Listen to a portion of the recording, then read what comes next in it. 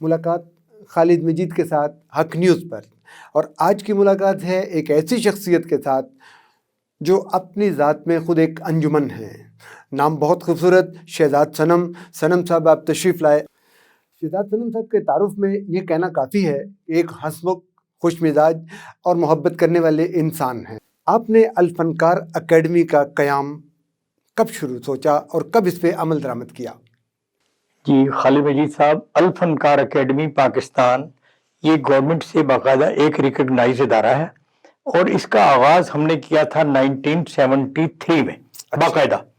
اس سے پہلے چھوٹے موٹے پروگرام تو ہم کرتے ہی رہتے تھے، لیکن بعض میں ہمیں پذیرائی ملی جب ہم نے اس کو گورنمنٹ آف پاکستان سے ریکگنائز کروایا، اور الفنکار اکیڈمی کے زیر اہتمام الفنکار اکیڈمی ایوارڈز کا اجرا کیا۔ اور الحمدللہ آپ کو پتا ہے کہ الفنکار اکیڈمی ایوارڈ جو ہے وہ پاکستان کا ایک نامور ایوارڈ ہے، جو کہ چھوٹے سے لے کر بڑے تک تمام فنکاروں کی عزت افزائی میں ایک اہم کردار ادا کر چکا ہے۔ یہاں پہ یہ بات سب کو بتانا بہت ضروری ہے کہ ایک بہت ہی محترم ہستی ملکہ ترنم نور جہاں، ان کو الفنکار ایوارڈ ملا تھا، وہ تھوڑی سی بات سنائیے۔ وہ میں یہ بتاؤں گا کہ ملکہ ترنم نور جہاں نے 1965 کی جنگ میں جو گانے اور گیت گا کر قوم کا جذبہ ابھارا، اس سے پتہ چلا کہ نہ صرف ملکہ ترنم نور جہاں اپنے گانوں کے ذریعے قوم کی اور ہمارے آرمی کے جذبات کو بلندیوں پر لے جاتی ہیں، پوری قوم کا سر فخر سے بلند ہو گیا، اور ملکہ ترنم نے یہ نام پیدا کیا کہ ہم بھی کسی سے پیچھے نہیں ہیں۔ فنکاروں نے بھی اپنا اپنا حصہ ڈالا۔ تو جب جنگ ختم ہوئی تو ملکہ ترنم کا نام پوری دنیا میں گونج چکا تھا، اور ہماری کوشش تھی کہ ملکہ ترنم کے لیے ایک ایسا ایک ٹائٹل دیا جائے جو کہ ان کے نام کا ایک حصہ بن جائے۔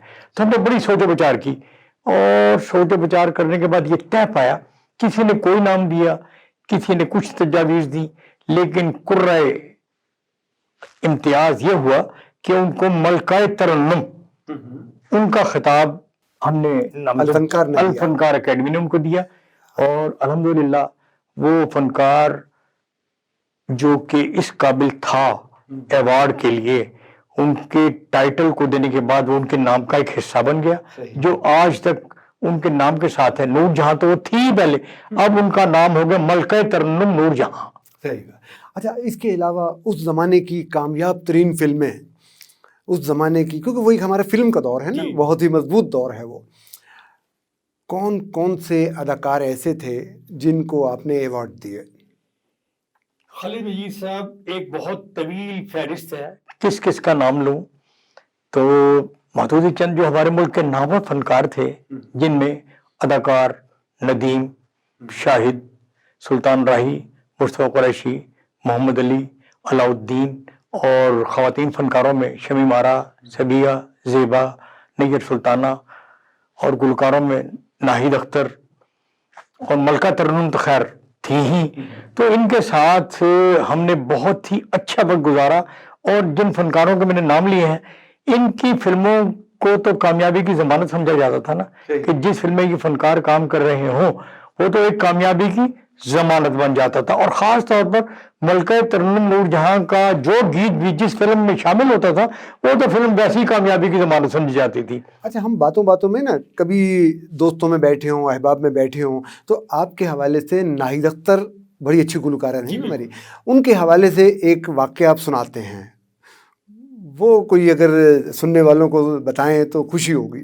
وہ یہ خالد صاحب کی ناہید اختر ہمارے ملک کی بہت نامور فنکارہ، خوبصورت فنکارہ، جب انہوں نے اپنے فن کا آغاز کیا نا تو ماسٹر طفیل نیازی نے ان کو انٹروڈیوس کروایا، اور انٹروڈیوس کروانے کے بعد پاکستان ٹیلی ویژن سے ایک پروگرام چلا کرتا تھا لوک تماشا، اچھا، اس میں ان کو انٹروڈیوس کروایا۔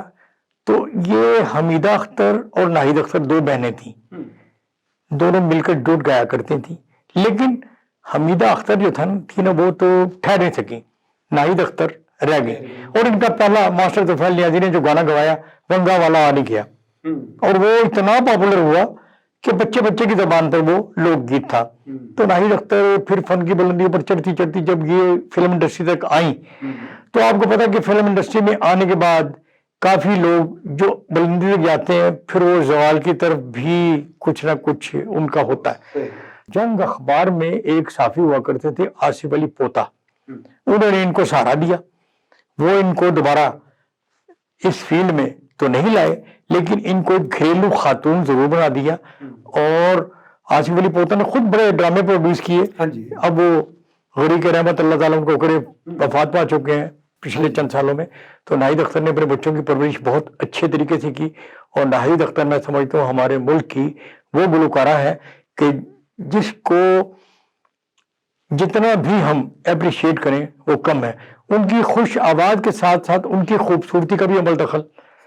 بہت ہی خوبصورت فنکارہ ہمارے ملک کی. میں سمجھتا ہوں کہ ملکہ ترنم نور جہاں کے بعد اگر کسی فنکارہ نے اپنا نام پیدا کیا، نام تو بہت سی گلوکاروں کے ہیں، مالا بیگم تھی، نسیم بیگم تھی، لیکن نوجوان نسل میں ناہید اختر نے بہت نام پیدا کیا. شہزاد صنم صاحب کی باتوں میں بھی کھو گیا. اور شہزاد صاحب وقت جو ہے نا بہت تیزی سے گزر جاتا ہے. بالکل. بریک کا ٹائم آ گیا ہے تو ملتے ہیں ہم ایک چھوٹی سی بریک کے بعد. دیکھتے رہیے ملاقات.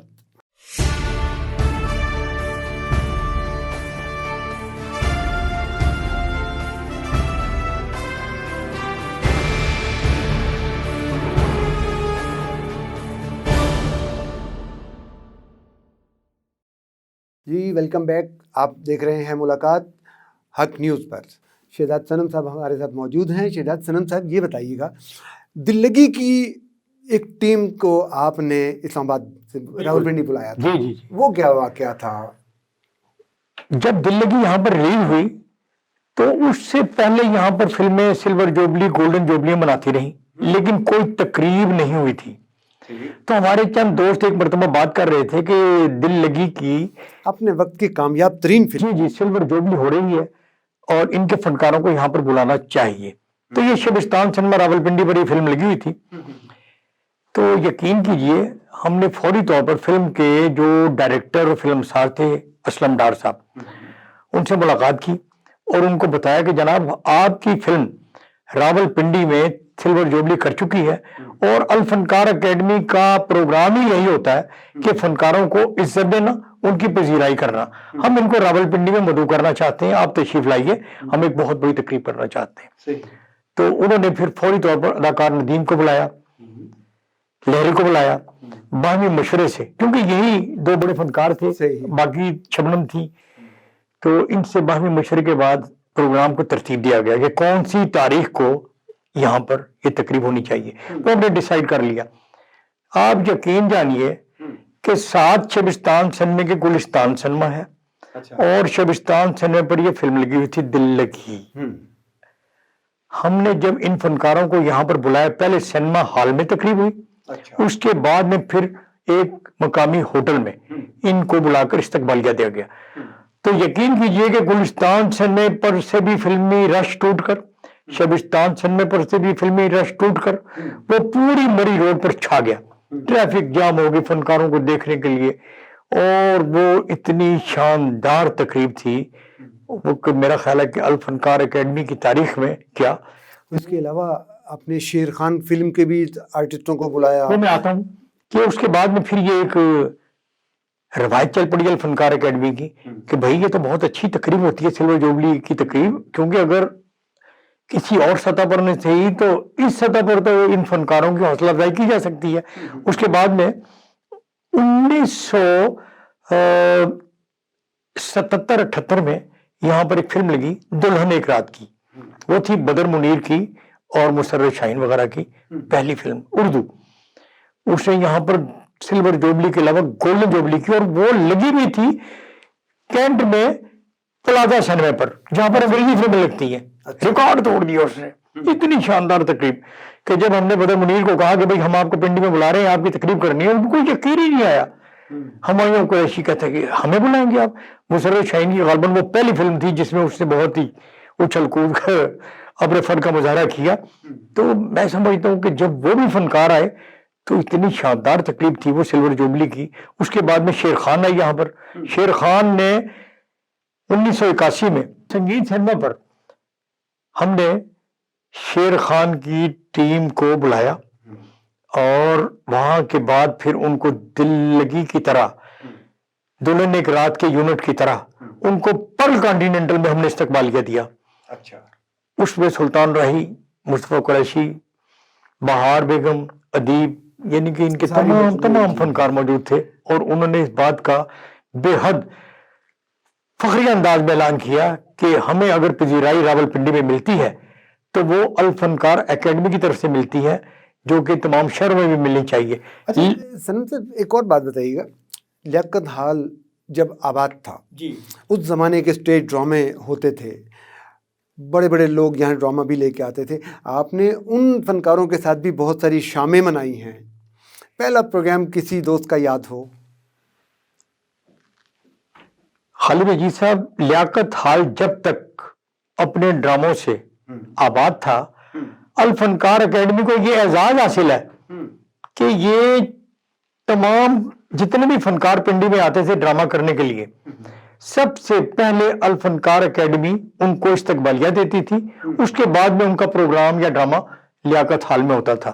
یہ ایک بہت بڑی ٹپیکل قسم کی پوزیشن ہو جایا کرتی تھی کہ ڈرامے کرنے والے جو بلاتے تھے ان کو، وہ دیکھتے رہ جاتے تھے کہ بھئی مہمان یہ ہمارے ہیں لیکن میزبان الفنکار اکیڈمی بن گئی ہے. ایک اور چیز بتائیے، لیاقت ہال کے بند ہونے سے پنڈی میں ڈرامے کا زوال ہو گیا ہے، کم ہو گیا ہے، ہم کس طرف چلے گئے ہیں؟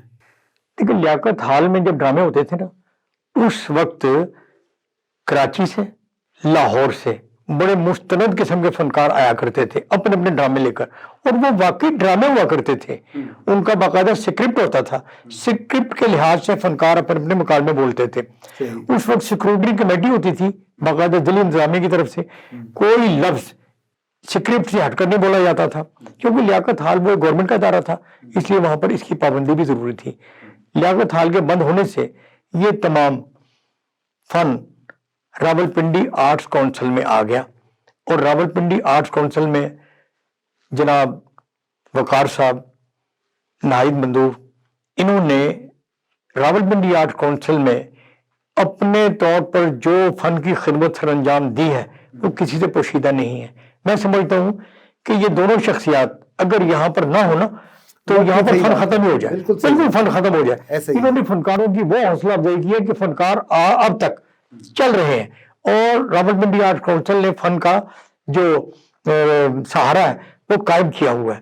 لیاقت ہال کے ختم ہونے کے بعد صرف یہی ایک ادارہ ہے جو کہ فنکاروں کو آگے لا رہا ہے.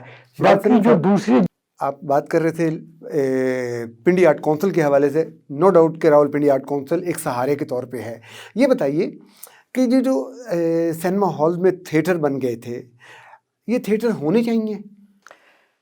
میرے خیال میں یہ تھیٹر جو ہے اگر یہ ایک ضابطے کے تحت کام کرے نا تو پھر تو ٹھیک ہے، لیکن ہم سمجھتے ہیں کہ یہاں پر سکروٹنی کمیٹی نہیں ہے جو کہ ان کو دیکھ بھال کر سکے. اور خالد صاحب، آپ بھی سکروٹنی کمیٹی کے ممبر ہوتے تھے، اور باقاعدہ آپ کو پتا ہے کہ کوئی بھی لفظ سکرپٹ کے بغیر اگر کوئی فنکار بولتا تھا اس کو فوراً زمانے میں نا جی پی این سی اے کے جو 5-6 لوگ تھے ان میں سے ایک میں بھی تھا، ایک آپ بھی تھے. اور آپ کا بھی ماشاءاللہ بڑا نام ہے فن کے لحاظ سے، آپ نے بڑی خدمت کی اور کر رہے ہیں. آپ بھی ریڈیو پاکستان کے ایک ستارے کی حیثیت سے جانے جاتے ہیں، اور سکرپٹ رائٹر، ڈرامہ رائٹر، ہدایت کار، آپ کا بھی ماشاءاللہ ایک نام ہے. مجھ سے زیادہ تو آپ جانتے ہیں. لیکن پوچھنا میں اس وقت یہاں پہ اور سطح پہ ہوں، آپ کیا سمجھتے ہیں کہ یہ جو تھیٹر کو کس طرح ہم ٹھیک کر سکتے ہیں؟ صرف تھیٹر کو ایک طریقے سے ٹھیک کیا جا سکتا ہے، جس طریقے سے لیاقت ہال میں جب ڈرامے ہوتے تھے اس کو سکروٹنی اس کی جاتی تھی، اسی طریقے سے اگر تھیٹر میں جو بھی بندہ اپلائی کرتا ہے کہ ہم یہاں پر ڈرامہ کرنا چاہتے ہیں، باقاعدہ اس کا سکرپٹ لیا جائے، وہ وہاں سے اپروڈ ہو، سکروٹنی کمیٹی اس کو پاس کرے. پھر جب وہ تھیٹر ہو رہا ہو تو سکروٹنی کمیٹی کے ممبر، آپ کو پتا ہے، ڈرامہ دیکھتے تھے بیک بینچز پر بیٹھ کر، اور وہ اگر کوئی خلاف ضابطہ کوئی بات ہو رہی ہو وہیں سے وہ کاشن دیا کرتے تھے کہ کٹ، اور وہ ڈرامہ بند ہو جایا کرتا تھا، پھر دوبارہ شروع ہوتا تھا. تو اس طریقے سے اگر کیا جائے، چیک اینڈ بیلنس اگر رکھا جائے، تو میں سمجھتا ہوں کہ کوئی وجہ نہیں کہ ہم اس فن کو مزید. نزدیک ترین کون سا الفنکار ایوارڈ جو ہے وہ آپ دینے جا رہے ہیں؟ سر وہ میں آپ کو بتاؤں کہ اب چونکہ فلم انڈسٹری جو ہے وہ تو زوال پذیر ہو ہی چکی ہے.